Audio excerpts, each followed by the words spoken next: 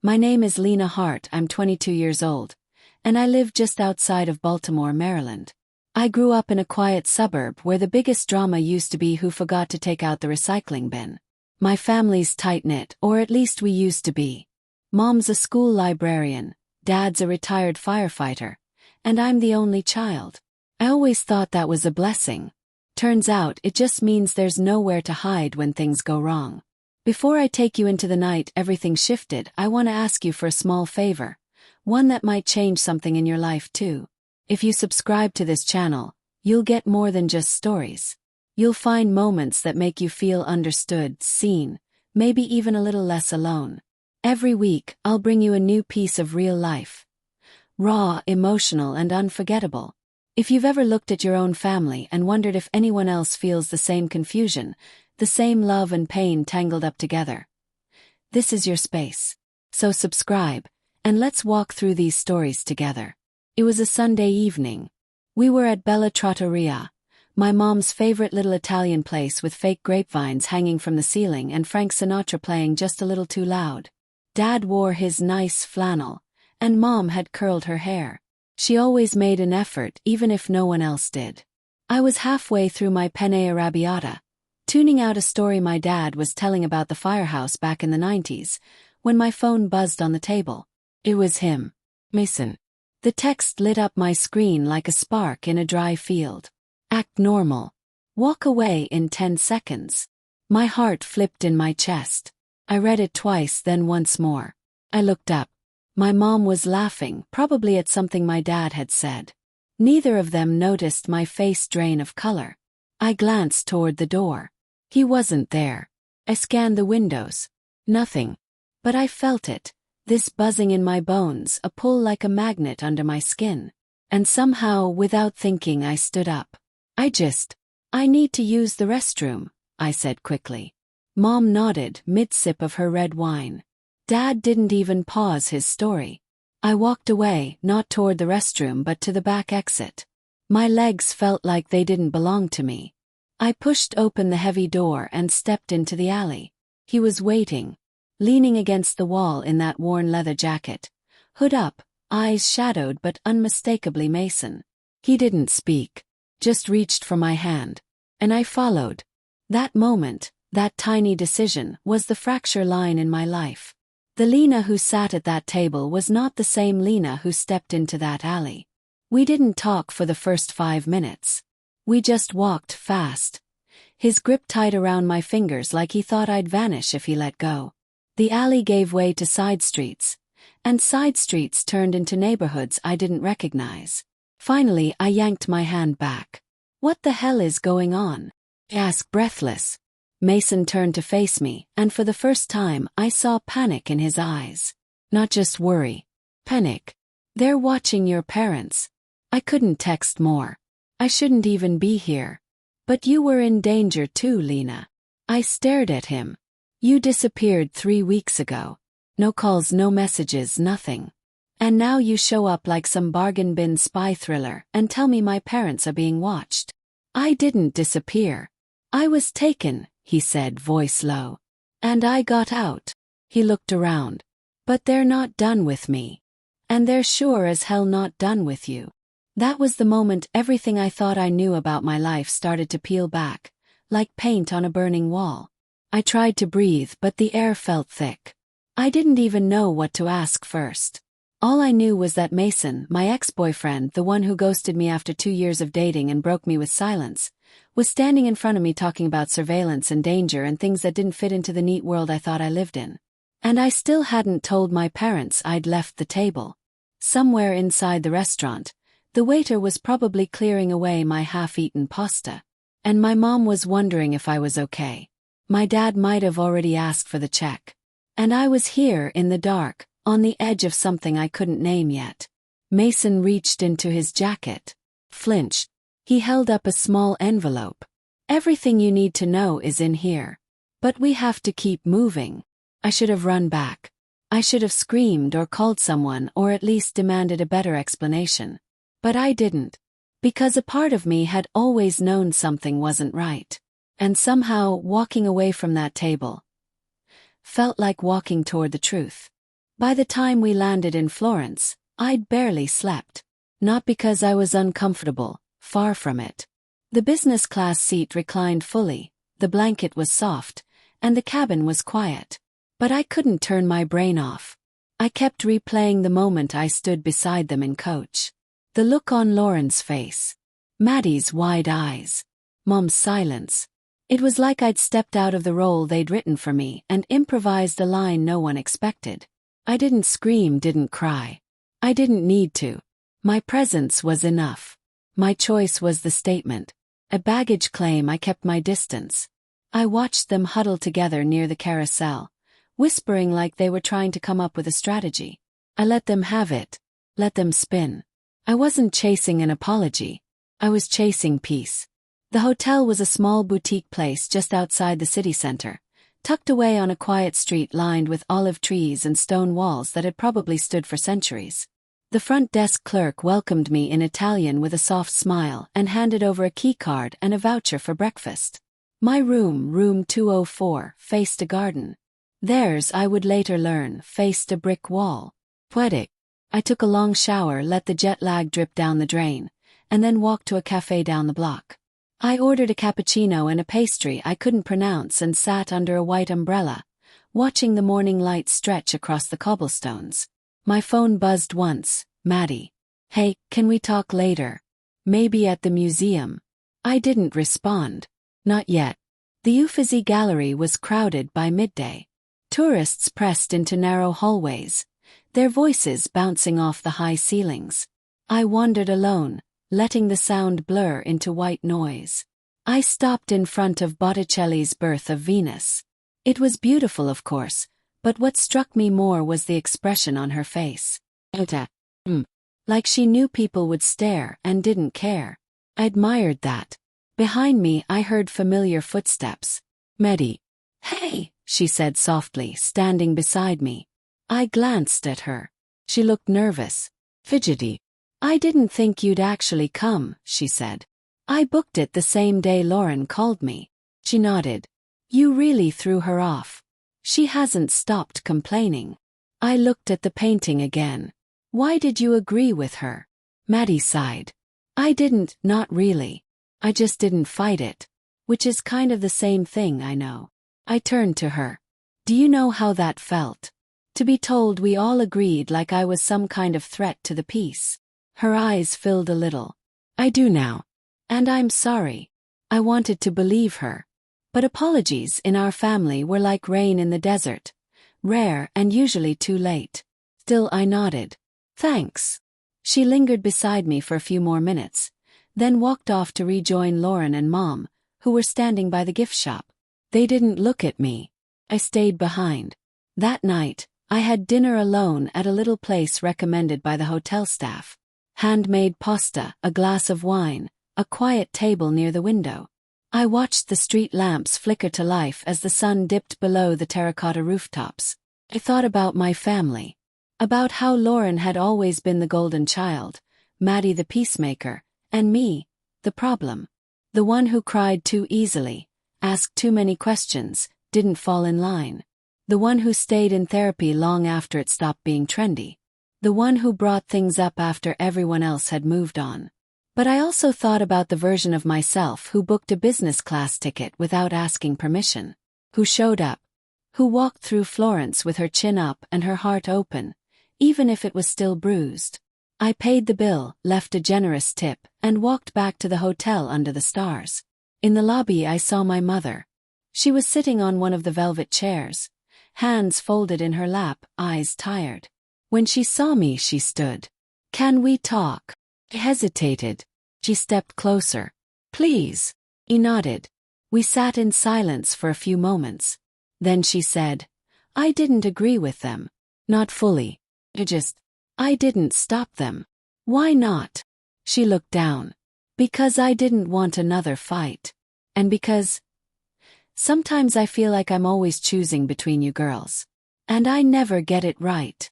It hurt. But it was honest. I didn't need you to choose, I said quietly. I just needed you to speak up. She nodded, eyes glassy. You're right. And I'm sorry. This one felt different. Heavy. Real. I didn't know what to say, so I just sat with her. Maybe that was enough for now. The next morning, I skipped the group excursion to the vineyard. Not out of spite. I just needed space. I told myself I wanted time to walk the city alone, but the truth was simpler. I didn't want to sit in the back seat of a van next to people who still weren't sure if I should have come at all. So I wandered.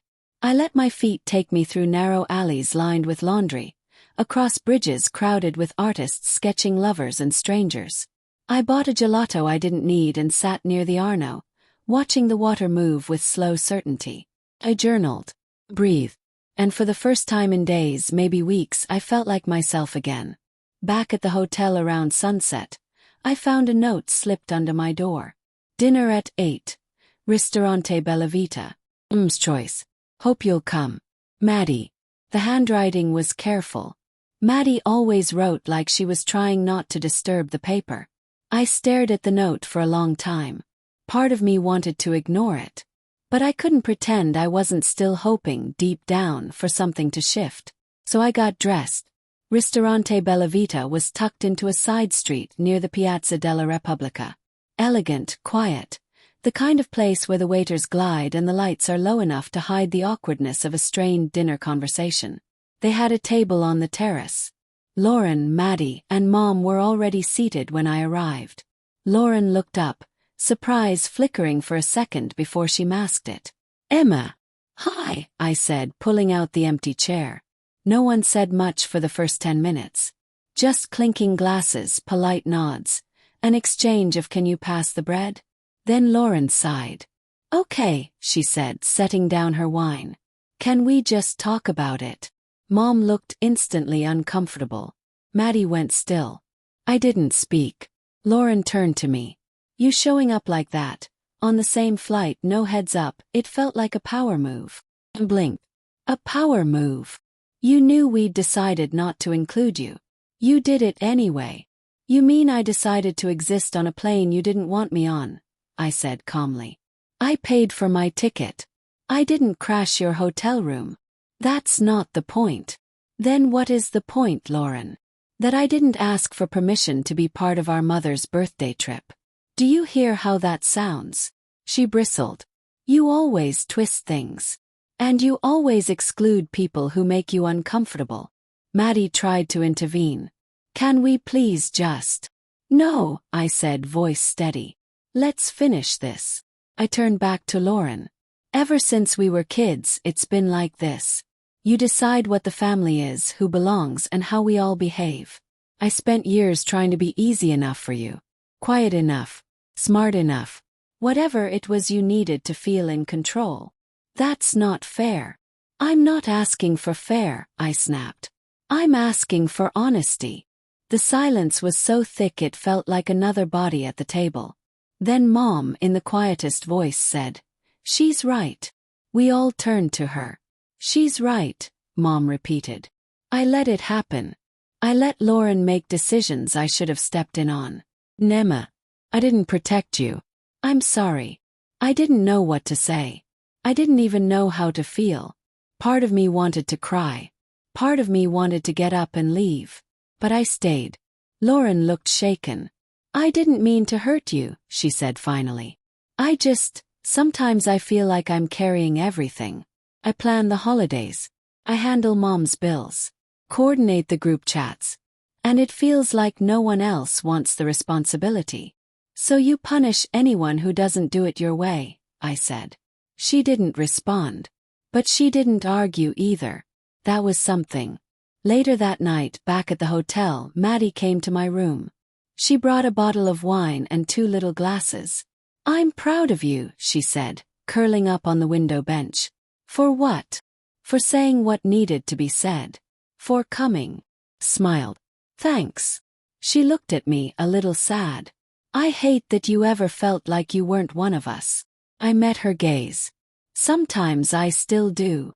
Maddie nodded. Maybe we can start fixing that. I didn't say anything. But I poured us each a glass. And that felt like a good beginning. The next morning Lauren knocked on my door. I didn't expect her. Honestly, I thought she'd leave things where we'd ended them. fragile truths laid bare over pasta and wine, unresolved but acknowledged. But there she was, standing in the hallway, dressed for the day, sunglasses perched on her head like a crown. "Can we walk?" she asked. Said yes. We took the narrow streets toward the outskirts of town, where the tourists thinned and the buildings grew quieter, older. The sky was a soft, milky blue, and the air smelled like jasmine and stone. Neither of us spoke for a while. Finally she said, "I read your essays." I turned to her, surprised. "What?" "The ones you posted last year. About being the forgotten sibling. About therapy. About family." Felt the air shift. "I didn't know you read them," I said.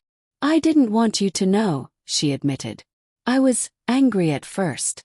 I thought you were airing our dirty laundry. But then," she trailed off. "Then what?" I asked. "I realized you weren't trying to shame us. You were trying to make sense of it. Of yourself." We walked a little more. "I guess I didn't know how lonely you were," she said. "And that's on me." A lump rose in my throat. "You weren't supposed to know," I said. "I made sure of it. I didn't want to give you the satisfaction of seeing me struggle." She gave a half laugh. "I always thought you didn't need us." "God," I whispered. "That's the cruelest part." She stopped. "I'm sorry, Emma." I looked at her. Not Lauren the leader, the planner, the family diplomat. Just my sister. And I believed her. That afternoon, Mom asked for a photo of all three of us in front of the Duomo. It was hot, the kind of heat that sticks behind your knees and clings to your spine. Maddie had to beg Lauren to take off her sunglasses. I made a joke about sweating through my blouse. The photo was imperfect. Someone blinked, our hair was messy, a group of tourists passed behind us just as the shutter clicked. But it was the most honest image we'd ever taken. Later, back at the hotel, Mom pulled me aside. "You know," she said gently, "you remind me of your grandmother." I raised an eyebrow. "Nana Jean. The woman who once told me I was too loud at my own birthday party." She laughed. "Yes. But she was also the most stubborn, passionate, justice-driven woman I ever knew. She said things no one wanted to hear. Held people accountable. She scared people, but she also changed them." I sat with that. "I wish I'd defended you sooner," she added. "You're here now," I said. She squeezed my hand. "Don't stop being who you are. Even if it makes people uncomfortable." On our last night in Florence, we went out together. Just the three of us sisters. No parents. No partners. No agendas. We ended up at a tiny trattoria recommended by the hotel concierge. There was wine, candlelight, and a server named Pietro who flirted shamelessly with all three of us. We laughed. Real, full laughter that echoed off the walls. For the first time in a long time I felt like a sister. Not an outsider. Not a burden. Not a symbol of family tension. Maddie pulled out her phone to take a photo. "I want to remember this," she said. We leaned in. Smiling. Not perfect. But honest. That night we walked back to the hotel arm in arm. And I realized something. Sometimes you don't need revenge. You don't need to prove you were right. You don't even need an apology in the exact words you dreamed of. Sometimes you just need to show up for yourself, loudly, unapologetically, and let the rest follow. And if they're meant to, they will. The morning we left Florence, the sky was still dark when I woke. I padded quietly around the hotel room, folding clothes slowly, as if slowing time could soften the end of something. The trip wasn't long, just 6 days, but it felt like a lifetime, like a chapter that had started with me on the outside of the story, and somehow ended with me writing part of it myself. I met Lauren and Maddie in the lobby. No one said much. We were all tired, still carrying the weight of our own reflections. But the silence between us no longer felt hostile, felt safe, rested. At the airport, Lauren handed me a coffee without a word. I accepted it, no thank you needed. Maddie sat close by, scrolling her phone and showing us photos from the week. Our awkward smiles, our unfiltered moments. There was even a picture of me alone, staring at a sculpture, half in shadow. "You looked really peaceful there," she said. I didn't remember the photo being taken. But she was right. On the plane, I didn't upgrade this time. I chose to sit with them. Coach seats, middle aisle, no luxury. But this time, I wasn't trying to make a statement. This time, I just wanted to be near them. We didn't talk much during the flight. But every so often, Lauren would lean over to show me something in the in-flight magazine. Maddie would hand me a piece of gum before takeoff, just like when we were kids. And Mom, a few rows back, would smile at us, gently, like she finally saw something she hadn't before. It was small, but it was enough. 2 weeks later, back in my apartment in Raleigh, I received a package. No return address. But I recognized the handwriting immediately. It was Lauren. Inside was a hardbound photo album, custom-made. On the first page, Florence, together. July. Page after page of pictures. Candid, joyful, awkward, real. On the last page, tucked in the corner, was a note. You were never the problem. I just didn't know how to let you be different. Thank you for not letting that stop you. I'm proud of you, Lauren. I sat there for a long time just holding it. Not crying. Not overwhelmed. Still, I think families are a lot like mosaics. We expect them to look polished and symmetrical from the start. But in reality, they're made of broken pieces, of hurt feelings, misunderstood words, memories shaped by time and silence. And only when we stop trying to make them look perfect can we begin to see the beauty in how they come together. I used to think I needed to fight for a seat at the table. Now I understand I just needed to stop asking and sit down. I belonged all along.